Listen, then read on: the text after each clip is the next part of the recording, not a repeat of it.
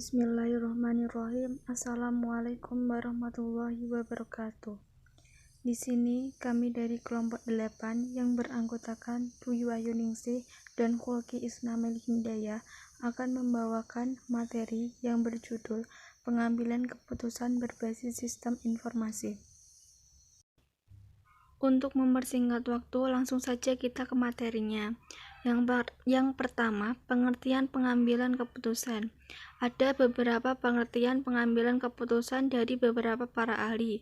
Yang pertama, Marx.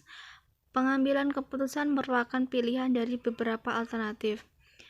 Yang kedua, Sol mengemukakan bahwa pengambilan keputusan merupakan proses kesadaran manusia terhadap fenomena individual atau sosial berdasarkan kajian faktual dan nilai pemikiran, yang mencakup aktivitas perilaku pemilihan satu atau beberapa alternatif sebagai jalan keluar untuk memecahkan masalah yang dihadapi.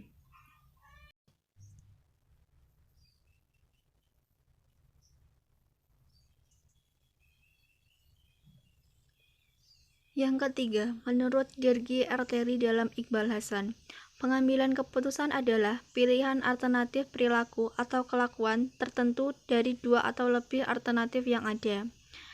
Dan yang terakhir, S.P. Syagan dalam Iqbal Hasan, pengambilan keputusan adalah suatu pendekatan yang sistematis terhadap hakikat alternatif yang dihadapi dan mengambil tindakan yang menurut perhitungan merupakan tindakan yang paling tepat.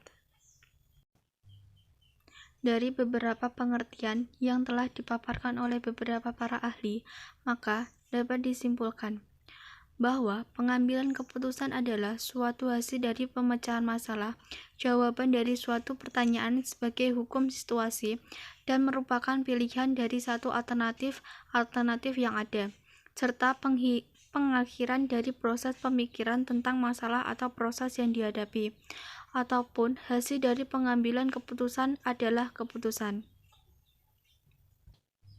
Yang kedua, peran sistem informasi manajemen pada pengambilan keputusan. Sesuai dengan tujuan sistem informasi manajemen diharapkan mampu membantu setiap orang yang membutuhkan pengambilan keputusan dengan lebih tepat dan akurat. Dalam peran informasi manajemen bertindak sebagai pusat saraf dari organisasi. Yang ketiga, proses pengambilan keputusan.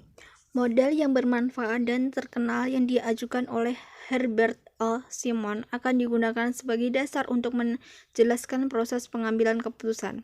Model ini terdiri dari 3 tahap pokok, yaitu yang pertama, penyelidikan, yang kedua, perancangan, yang ketiga, pemilihan. Sedangkan menurut Rubinstein dan Haberstro mengusulkan langkah-langkah sebagai berikut. Yang pertama, pengenalan proses atau kebutuhan untuk pengambilan keputusan. Yang kedua, analisis dan laporan alternatif. Yang ketiga, pemilihan di antara alternatif yang ada. Yang keempat, komunikasi dan pelaksanaan kebutuhan. Maaf di sana salah. Yang kelima, langkah selanjutnya dan umpan baik hasil keputusan.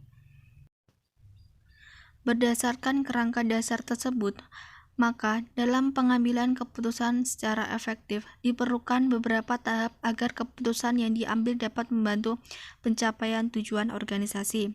Berikut tahap proses pengambilan keputusan. Yang pertama, pemahaman dan perumusan masalah. Yang kedua, pengumpulan dan analisis data yang relevan. Yang ketiga, pengembangan alternatif. Yang keempat, evaluasi alternatif. Yang kelima, pemilihan alternatif terbaik. Yang keenam, implementasi keputusan.